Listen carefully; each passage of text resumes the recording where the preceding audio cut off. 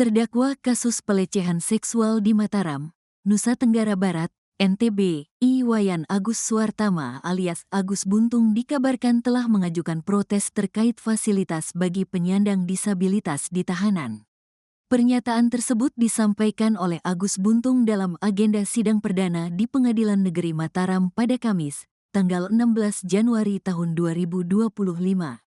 Tampak, Agus Buntung tiba di ruang sidang memakai rompi warna merah maron. Ia langsung melayangkan protes terkait fasilitas disabilitas di tahanan yang dikatakannya tidak sesuai dengan yang dijanjikan.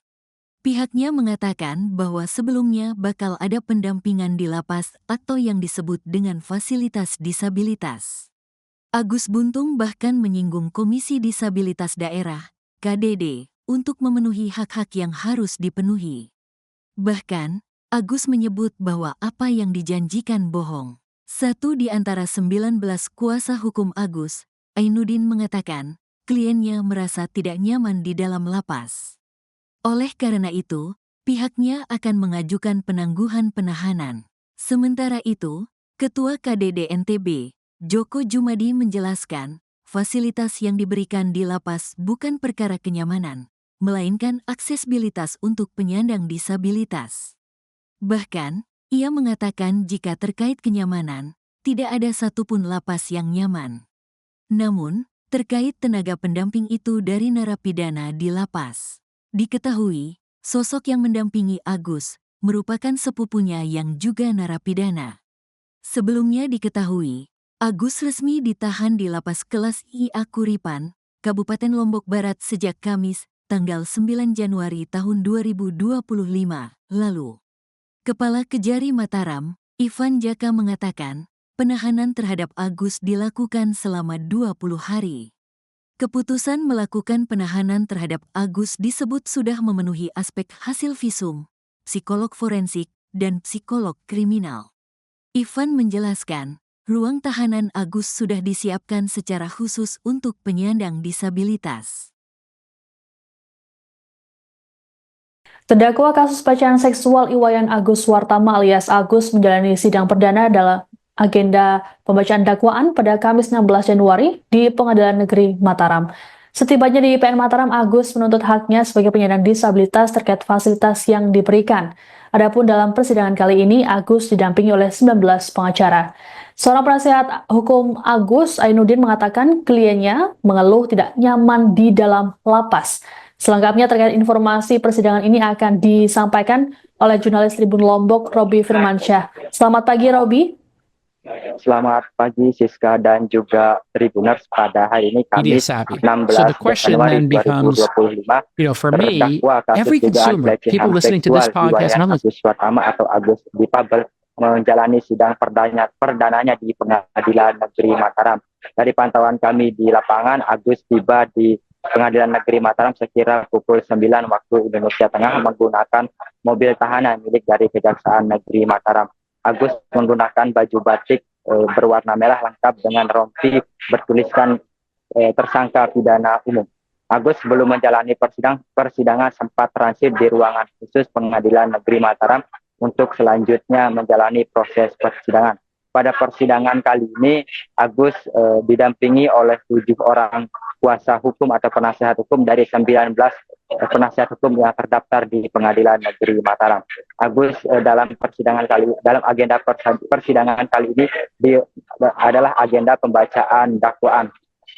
Tribuners, dapat kami sampaikan setiba di Pengadilan Negeri Mataram, Agus menyampaikan bahwa apa yang selama ini diberitakan terkait dengan fasilitas penyandang disabilitas di lapas kelas 2A Kuripan diprotes oleh Agus. Menurutnya, Agus merasa tidak nyaman di lapas tersebut, sehingga dan juga khususnya untuk pendamping narapidana atau menamping tersangka di sana, Agus merasa tidak nyaman. Kuasa hukum membenarkan apa yang dikeluhkan oleh Agus tersebut, sehingga mereka akan mengajukan pengalihan status penahanan ke Majelis Hakim Pengadilan Negeri Mataram. Dalam agenda sidang kali ini juga tidak ada eksepsi maupun yang lainnya, sehingga agenda berikutnya adalah agenda pembuktian yang akan dilanjutkan pada pekan depan, tepatnya Kamis 23 Januari 2025. Demikian Siska dan juga Tribuners. Robi, selain 7 pengacara yang mendampingi Agus, apakah dari pihak keluarga sendiri juga turut hadir dalam sidang kali ini? Ya, Siska dan juga Tribuners, dapat saya laporkan bahwa pada sidang perdana kali ini kedua orang tua Agus, ibu dan ayahnya, hadir untuk mendampingi Agus karena memang permintaan dari pihak Kejaksaan Negeri untuk menghadirkan orang tua Agus untuk mendampingi Agus selama proses persidangan berlangsung. Namun dalam usai persidangan, Ibunda Agus sempat histeris melihat anaknya kembali lagi dibawa ke lapas kelas 2 Afrikan. Bahkan orang tua Agus, khususnya ibunya, sempat pingsan hingga mengakibatkan luka di bagian kepala belakang dan dia dilarikan ke rumah sakit. Siska dan juga Tribuners. Baik, Robi, untuk selanjutnya sidang akan kembali digelar kapan dan juga apa agendanya? Untuk sidang kedua Agus akan dilakukan pada Kamis 23 Januari 2025 mendatang dengan agenda pembuktian dan menghadirkan saksi-saksi. Dari informasi yang kami terima dari pihak Pengadilan Negeri Mataram bahwa kuasa hukum Agus nantinya akan menghadirkan 5 orang saksi. Namun terkait siapa dan dari mana saksi tersebut, pihak pengadilan masih merahasiakan hal tersebut.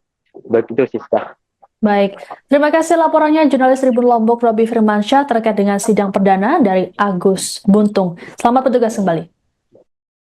Itu tidak benar. Itu katanya di caranya nyebok apa segala macam itu dia berbeda dan itu tidak profesional. Sehingga Agus menyatakan bahwa kalau memang dia harus membuka semuanya, bahkan pantatnya katanya sudah lecet semua itu dengan caranya seperti itu gitu, dia bisa buka di pengadilan dan dia bisa nyaman untuk kemudian membuka semuanya gitu.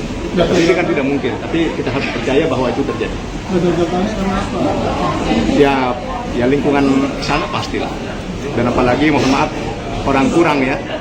Ketika dia gatal kan dia tidak bisa menggaruk dirinya, jadi dia harus cari tembok apa segala macam. Langkah-langkah sendiri Kenapa? Langkah-langkah sendiri ada.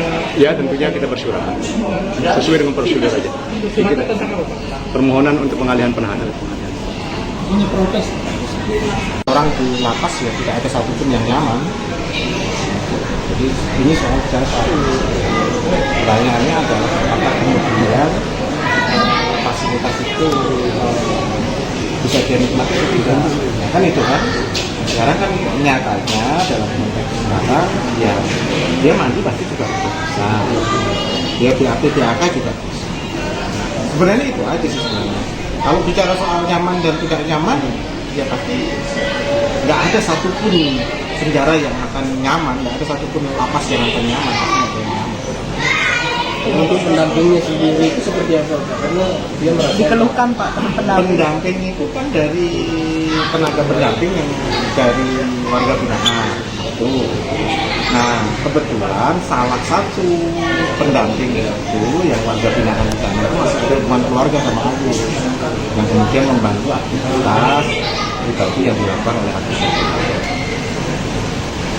Tapi itu dalam pengawasan dari petugas dari lapas lah, kemudian dilepas juga. Karena ini kan selnya sel khusus untuk lansia dan disabilitas. Itu ada 2 sel. kalau fasilitasi itu memang benar adanya. Ada kamar mandi ada 2. Kita datang di sana kamar mandi 2 yang di sel sel khusus itu. Jadi ada kamar mandi dengan toilet duduk, ada kamar mandi dengan toilet dongker. Nah, yang jadi persoalan memang kalau mau cari yang otomatis toiletnya tinggal diomongin bersihkan itu ya sampai sekarang ya nggak mungkin lah. Nah ini ada proses-proses modifikasi toilet itu kan nggak mungkin kemudian ada pengadaan 100 juta toilet hanya untuk bagus kira-kira. Yang penting accessible itu macam-macam kan. Gitu. Shower pamannya kan yang penting dia tidak menggunakan dayu. Sudah ada Pak? Hah? Sudah ada. Kita sudah minta kemarin untuk diadakan yang itu untuk shower itu. Ya masalah cebok ini Bang.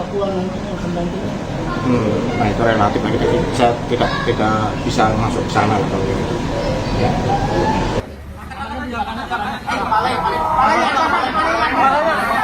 Yuk bocor, dia bocor. Oh, kepalanya.